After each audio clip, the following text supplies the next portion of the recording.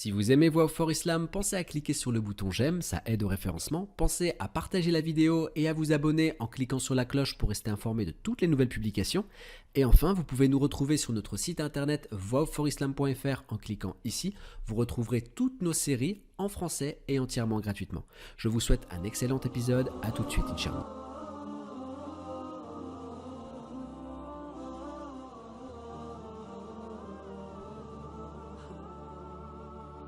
يسعد فؤادي كلما ذكر الحبيب ترنما ذاك الذي رب العلا صلى عليه وسلم نبي رب العالمين الصادق الهادي الأمين الطاهر الدمث الذي للحق صار معلما للحق صار معلما ذاك الذي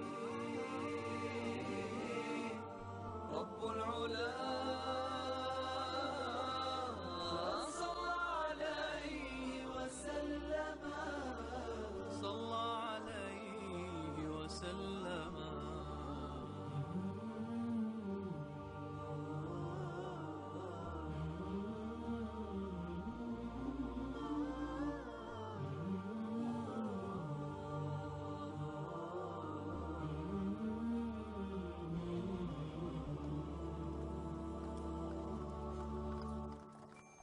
Parmi les articles d'Al-Hudaybiyah figurait un article qui disait que celui qui voulait s'allier avec Mohammed le pouvait, et celui qui voulait être avec Quraysh le pouvait également. Khuza'a s'alliait donc avec Mohammed et les Banu Bakr s'allièrent avec Quraysh. Puis les mois et les années passèrent, et les Banu Bakr attaquèrent Khuza'a. Alors Quraysh aida les Banu Bakr avec de l'argent, des armes et des hommes. Ils les aidèrent dans leur bataille avec Khuza'a. Ils pensaient que personne n'en informerait Mohammed. Ils sortaient la nuit pour combattre avec eux, à tel point que Khuza'a s'est réfugié à la Mecque, sans que cela les protège contre les Banu Bakr. Amr ibn Salim al-Khuza'i s'est rendu à Médine, et il est entré dans la mosquée, récitant une poésie au prophète. Dans cette poésie, il lui demandait de les secourir par la grâce d'Allah. Et il y avait un pacte entre Khuza'a et le prophète. Le prophète a alors dit devant les gens: tu as été secouru, ô Amr ibn Salim. Par Allah, tu as été secouru, ô Amr ibn Salim. Voyant des nuages, le prophète dit, ces nuages annoncent la victoire, ô Amr. La victoire viendra sans aucun doute. Le prophète a informé ses compagnons que Quraysh avait rompu le pacte entre lui et eux. Puis il dit, j'ai l'impression de voir Abu Sufyan venir demander de maintenir le pacte et de le prolonger. Et effectivement, le prophète a dit vrai. À ce moment, les mécréants de Quraysh se sont réunis. Ils se sont réunis et ils avaient peur que le prophète ne soit informé de la trahison et que le pacte entre eux soit rompu. Ils se demandaient que faire. Ils dirent: envoyez l'un d'entre nous rassurer Mohammed à propos du pacte entre lui et nous. Envoyez quelqu'un le rassurer. Mais qui envoyer? Et Abu Sufyan dit: moi, j'irai le voir. Et le prophète a dit vrai. Abu Sufyan s'est rendu à Médine. Et dès qu'il entra dans la ville, il partit chez sa fille, la mère des croyants, Habiba. Quand il entra chez elle, il voulut s'asseoir sur le lit du messager d'Allah, Habiba éloigna alors le matelas loin de son père, Abu Sufyan. Alors, il lui dit: qu'as-tu fait, ma fille? Qu'as-tu fait? Est-ce que tu éloignes ce tapis de moi? Ou est-ce que tu m'éloignes de ce tapis? Pourquoi est-ce que tu as fait cela, ma fille? Elle lui dit: c'est le matelas du messager d'Allah, et tu es un mécréant impur. Voilà la véritable alliance pour Allah et le désaveu pour Allah. Même si tu es mon père, il s'agit là du messager d'Allah. Il m'est plus cher que toi, ô père. Elle plia le lit et Abu Sufyan dit: du mal t'atteindra après moi. Il sortit et commença à chercher le prophète dans la ville. et il finit par le trouver. Il alla lui demander de maintenir le pacte, comme l'avait prédit le prophète, alayhi salatu wassalam.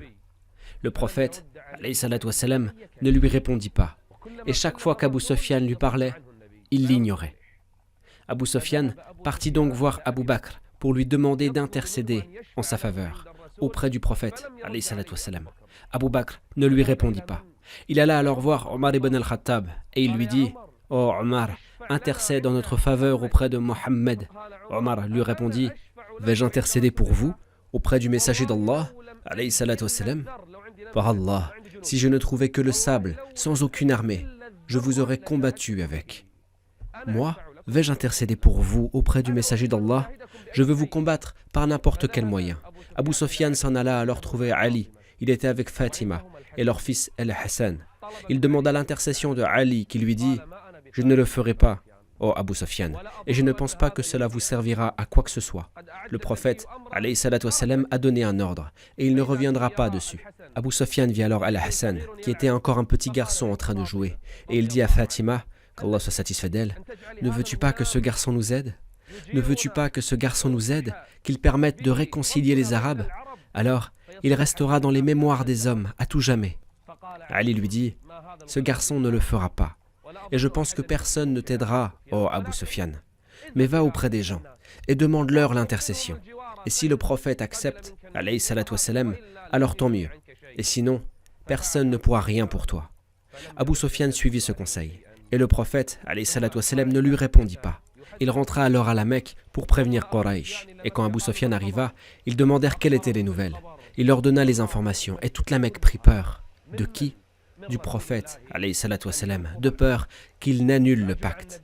Le prophète, alayhi salatu wassalam, se prépara pour se rendre à la Mecque et combattre les Mécois, car Quraysh avait violé le pacte qu'il y avait entre eux. Le prophète, alayhi salatu wassalam, a préparé l'armée. Il a organisé la sortie vers la Mecque. Il a décidé du jour et du moment. Puis, il a imploré son Seigneur en disant « Oh Allah, couvre-nous des yeux et des informations pour que nous puissions les surprendre. » Le prophète, alayhi salatu wassalam, a voulu surprendre les gens de Quraysh, et c'est ce qui s'est passé, jusqu'au moment où un homme parmi ses compagnons, du nom de Hattab ibn Abi Balta'a, un grand compagnon, sa foi affaiblie, et il a envoyé une lettre pour prévenir les gens de la Mecque que le prophète, alayhi salatu wassalam, venait les combattre avec son armée. Il donna la lettre à une femme pour qu'elle voyage en secret.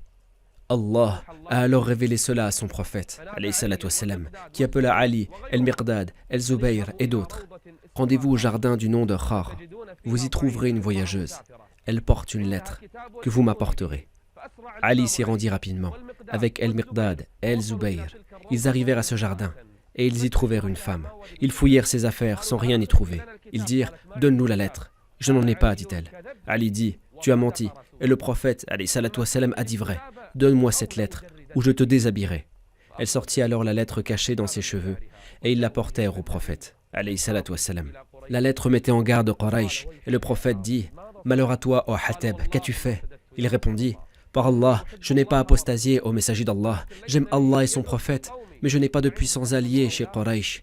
Et j'ai une femme et des enfants, et j'ai voulu les protéger. » Omar ibn al-Khattab dit alors « Laisse-moi lui trancher le cou, ô messager d'Allah.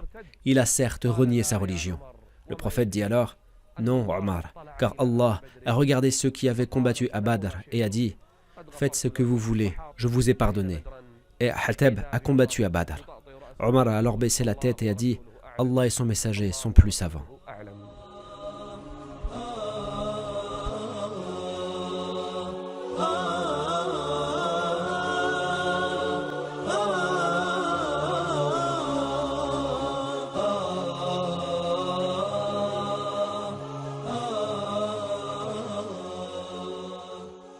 Le mois de Ramadan, de la 8e année après l'Hégire, commença.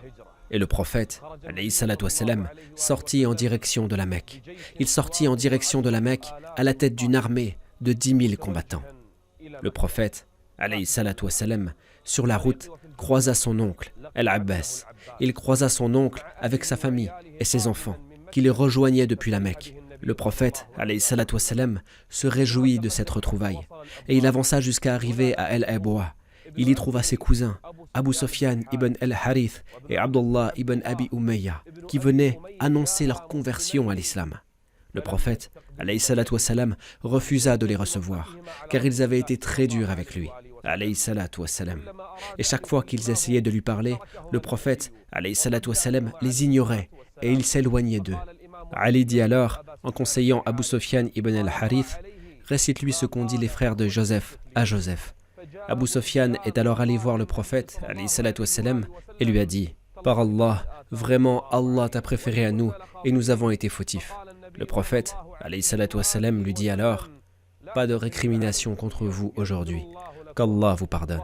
C'est lui le plus miséricordieux des miséricordieux. » L'armée a avancé jusqu'aux abords de la Mecque. 10 000 combattants se sont avancés jusqu'à arriver aux abords de la Mecque.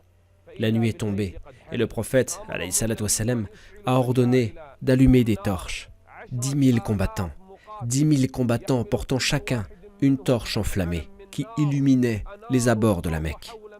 Le prophète, alayhi salatu wassalam, passait l'armée en revue. 10 000 combattants. 10 000 combattants qui illuminaient la terre.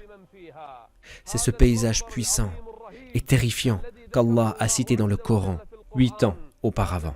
Le prophète, alayhi salatu wassalam, était sorti de la Mecque en direction de Médine avec Abu Bakr as-Siddiq, le véridique, le deuxième de deux. Maintenant, le prophète, alayhi salatu wassalam, est revenu avec 10 000 combattants depuis Médine vers la Mecque.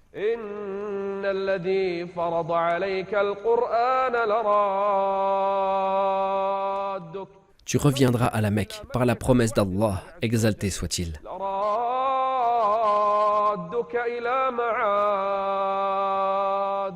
Ils ont illuminé la terre avec leurs torches. Et qui les a vus? Qui est sorti de la Mecque? Abu Sufyan ibn Harb. Attention, pas Abu Sufyan ibn Harith, l'un des chefs de guerre. Abu Sufyan ibn Harb est sorti de la Mecque. Il les a vus, les torches, et ça l'a stupéfait. Quelle est cette armée? Il dit, je jure que je n'ai jamais vu de feu ou d'armée semblable à celle-ci. Qui a entendu cette voix? Al-Abbas, l'oncle paternel du prophète, alayhi salatu wassalam. Et il dit, Abu Handala? Abu Sufyan répondit, Abu al-Fadl? Et ils se retrouvèrent, et Abu Sufyan demanda, qu'est-ce que ceci, ô Abu al-Fadl? Il répondit, c'est l'envoyé d'Allah et son armée. Et par Allah, quel mauvais jour pour Quraysh. Abu Sufyan dit alors, que faire, ô Abu al-Fadl? Que faire? Al-Abbas répondit, si le prophète te voyait, il te couperait la tête. Il dit, monte sur cet âne. Al-Abbas avait l'âne du prophète, et il le fit monter dessus, cacha son visage et le couvrit. Puis il commença à marcher au milieu de l'armée des feux. Et chaque fois qu'il passait par un des feux de camp des musulmans, il disait, qui est cet homme? Et il répondait, c'est l'âne du messager d'Allah. Il était donc en sécurité, jusqu'à ce qu'ils arrivent au feu de Omar ibn al-Khattab, qu'Allah soit satisfait de lui.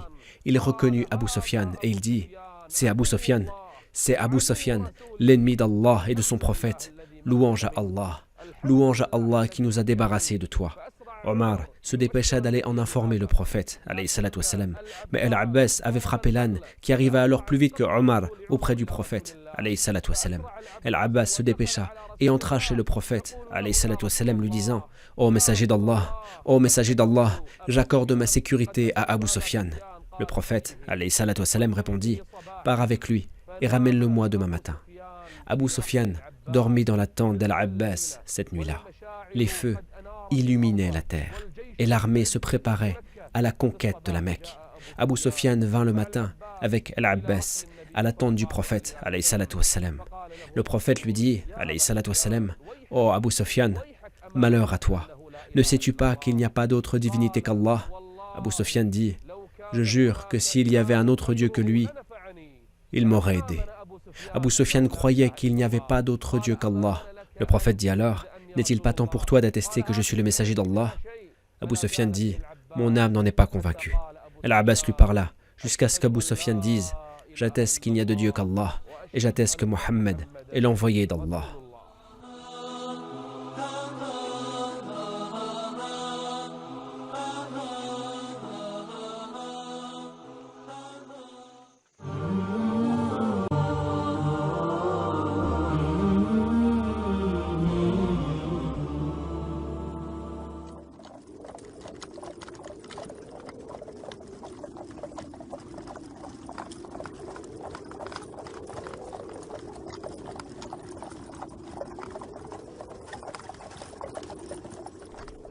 Al-Abbas dit, en conseillant Abu Sufyan, « Rends-toi à ton peuple et préviens-les, ô Abu Sufyan. » Et l'armée de Mohammed marchait victorieuse vers la Mecque, faisant trembler la terre avec leur puissance, leurs armes et la force de leur foi.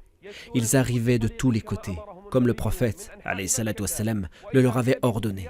Et Abu Sufyan se dépêcha d'aller vers la Mecque pour prévenir ses habitants. Il appela « Ô gens de Quraysh, Mohammed arrive avec ce contre quoi vous ne pouvez rien. Ô gens de Quraysh, Mohammed arrive avec ce contre quoi vous ne pouvez rien. » Les gens se rassemblaient autour de lui. Ils dirent « Que faire, ô Abu Sufyan ?» Il dit « Ceux qui se réfugient dans la maison d'Abu Sufyan sont en sécurité. » Et alors que l'armée de Mohammed arrivait vers la Mecque de tous les côtés, sur toutes les routes et tous les chemins se trouvait une escouade. L'épouse d'Abu Sufyan eut vent de l'information. Hind, fille de Utbah, elle vit que son mari Abu Sufyan se rendait. Elle vint vers lui et dit « Tuez-le, tuez-le, tuez le lâche, tuez le gras, celui qui a les pieds sales, la personne la plus indécente du peuple, tuez-le, tuez-le. » Elle incitait les gens à tuer son mari, Abu Sufyan, car il s'était rendu. Abu Sufyan dit alors aux gens « Ne l'écoutez pas, ne l'écoutez pas, elle ne fait que vous inciter à votre perte, ne l'écoutez pas. Mohammed arrive avec une armée et des hommes contre lesquels vous ne pouvez rien, ne l'écoutez pas. » Ils dirent « Mais qu'allons-nous faire ?» Il répondit « Quiconque entre dans ma maison sera en sécurité. » Ils dirent « Que Dieu te combatte, à quoi nous servira donc ta maison ?» Abu Sufyan dit « Quiconque rentre chez lui sera en sécurité, et quiconque entre dans la maison sacrée sera en sécurité. » Les gens se précipitèrent alors dans leur maison, en épiant l'armée de Mohammed, qui arrivait vers la mosquée sacrée, comme il en était sorti des années auparavant. Maintenant, il y revient en conquérant. Et Khalid ibn al-Walid, qu'Allah soit satisfait de lui, était à la tête d'une escouade et avait pris la route par laquelle le prophète lui avait ordonné d'entrer. Des mécréants armés lui firent face, des personnes méprisables, des imbéciles. Khalid ibn al-Walid les a massacrés, puis il s'est dirigé vers As-Safa comme le prophète lui avait ordonné. Et Az-Zubayr est arrivé à El-Hujun, le lieu où le prophète lui avait ordonné d'aller. Il y a hissé la bannière et y a construit une sorte de dôme pour le prophète en l'attendant. L'armée musulmane arrivait à la mosquée sacrée, de tous les côtés, par tous les chemins, et les mécréants avaient fui dans leur maison. Ils avaient fui dans leur maison en attendant l'armée de l'islam, qui faisait trembler la terre en entrant dans la mosquée sainte. يا فتح مكة يا فخر كل الأمجاد يا مجدنا يوم العرب ما لها مجد فتح النبي المصطفى فتح الأسياد فتح الحجاز اللي تنسى وما عانى يا فتح مكة يا فخر كل الأمجاد يا مجدنا يوم العرب. Voici l'armée de l'islam, l'armée de la foi, entrant dans la Mecque bénie, cette terre qu'Allah, exalté soit-il, a sanctifiée. Ils attendaient le messager, à l'endroit prévu. Puis, ils sont entrés dans la Mecque, par toutes ses portes, afin de la remplir de foi, après qu'elle ait été emplie de mécréance et de polythéisme. Voici l'armée de l'unicité qui entre dans la Mecque, comme le Seigneur le leur avait promis.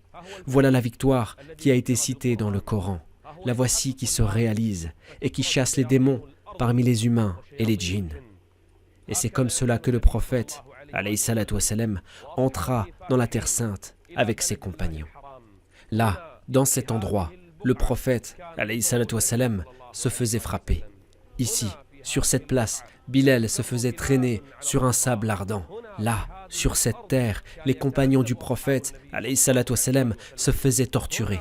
Ici a été tué Amr. C'est là qu'a été égorgé son père. C'est là que les compagnons du prophète, se sont fait torturer. Les voilà revenus en vainqueurs sur la terre sacrée. Le prophète, commença par saluer la pierre noire. Puis, il fit des circambulations autour de la Kaaba et ses compagnons le suivaient dans ces circambulations. Ensuite, après que le prophète, soit entré sur cette place bénie avec ses compagnons, après cela, il a voulu la purifier, comme l'avait purifié son père Ibrahim avec son fils Ismaïl, son grand-père, Ibrahim. Les compagnons du prophète, alayhi salatu wassalam, se sont dirigés vers les statues. Devancés par le prophète, alayhi salatu wassalam, ils se sont avancés vers les idoles, voulant les détruire par la volonté d'Allah, exalté soit-il.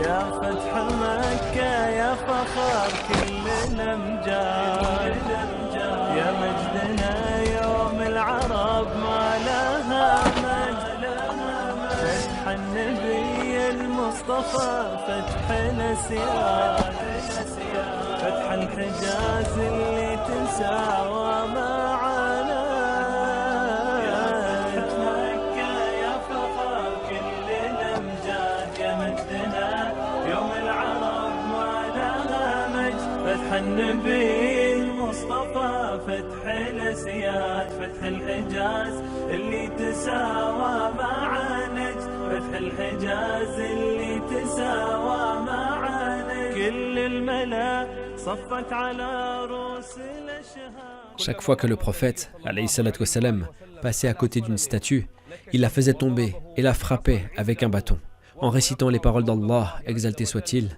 جاء الحق وزهق الباطل إن الباطل كان زهوقا.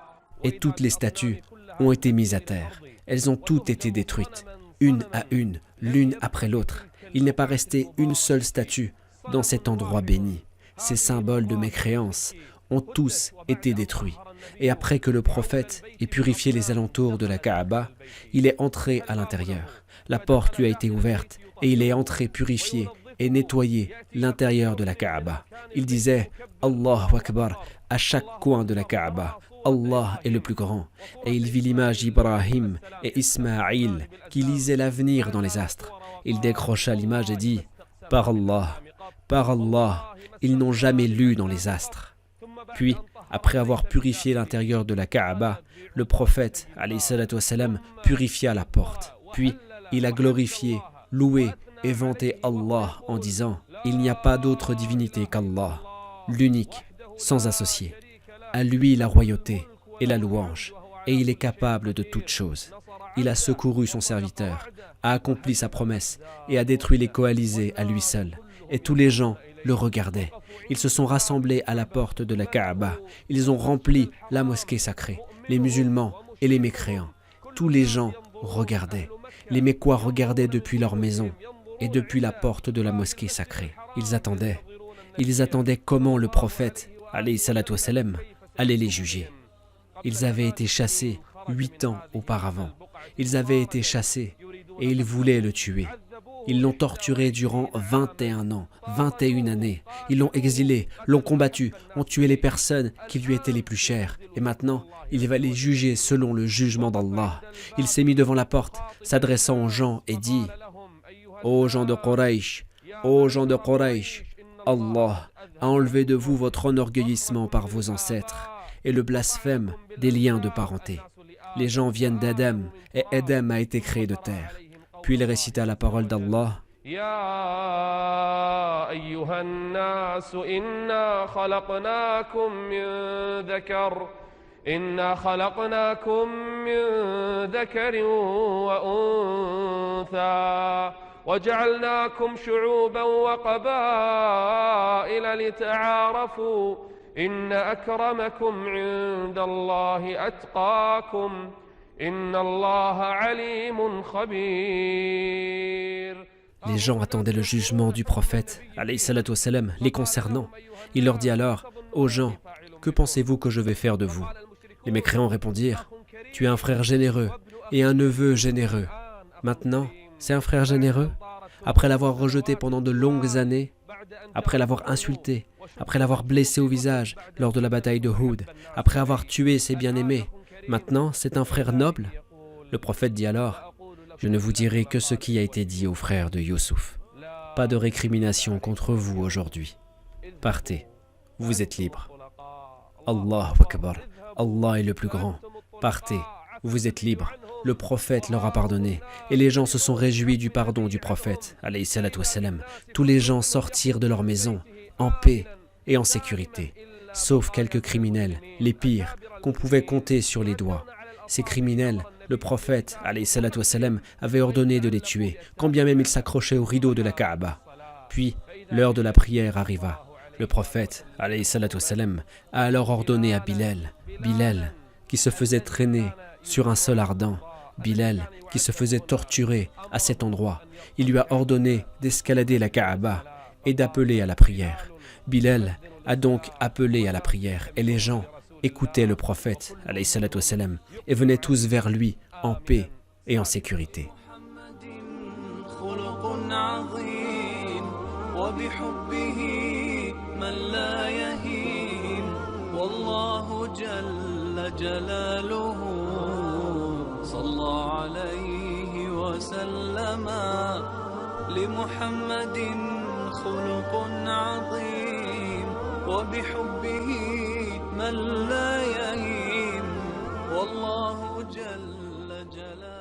Le prophète, alayhi salatu wassalam, appela Othman ibn Talha et il lui remit les clés de la Kaaba.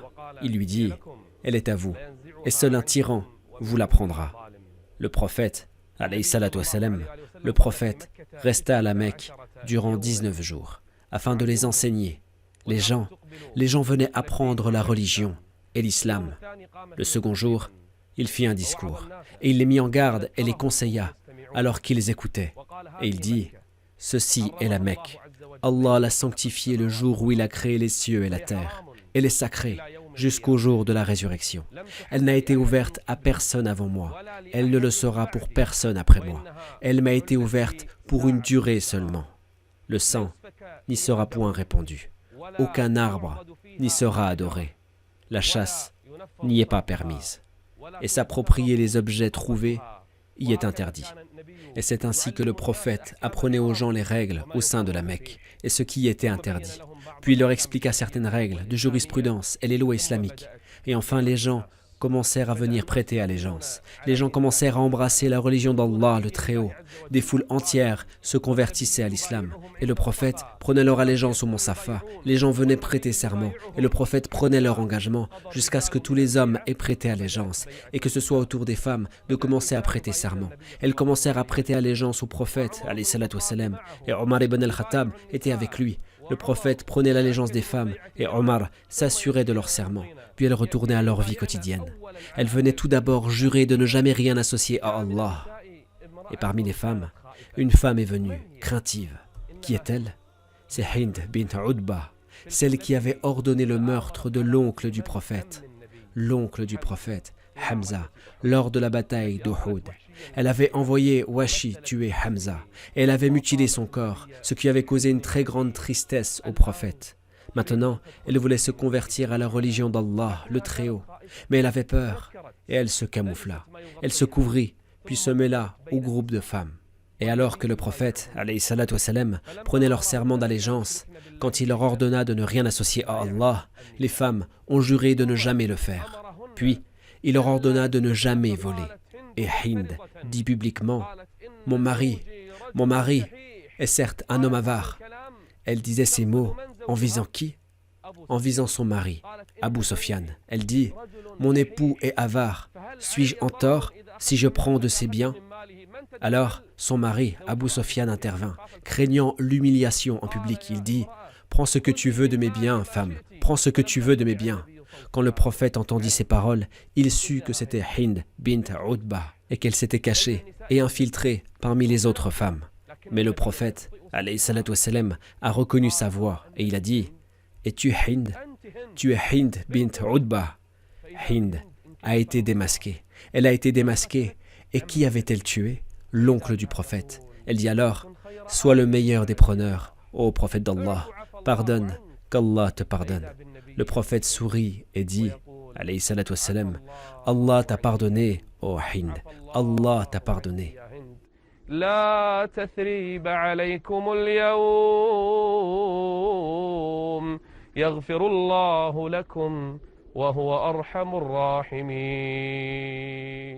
c'est le caractère des prophètes et la noblesse du prophète, alayhi salatu wassalam.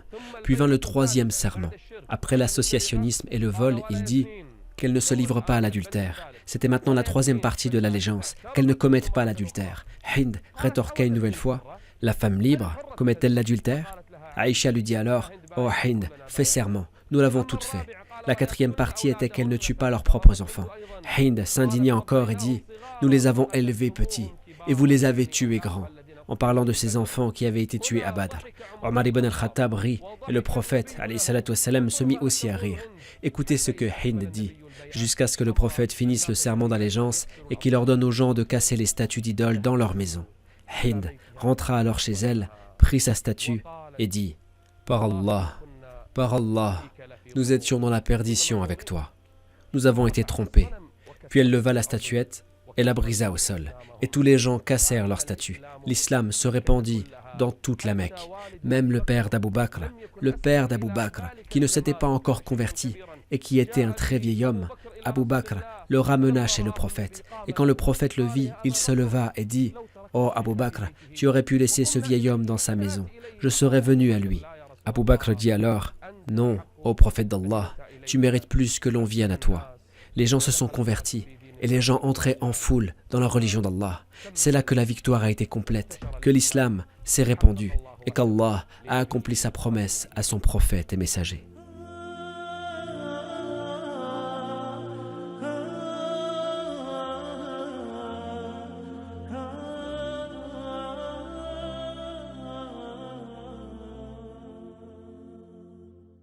كالنور في جنح الظلام جاء الحبيب إلى الأنام هديا يضيء دروبهم وكأنه بدر السماء كالنور في جنح الظلام جاء الحبيب إلى الأنام هديا يضيء دروبهم وكأنه بدر السماء لمحمد خلق عظيم وبحبه من لا يهين والله جل جلاله صلى عليه وسلم لمحمد خلق عظيم وبحبه من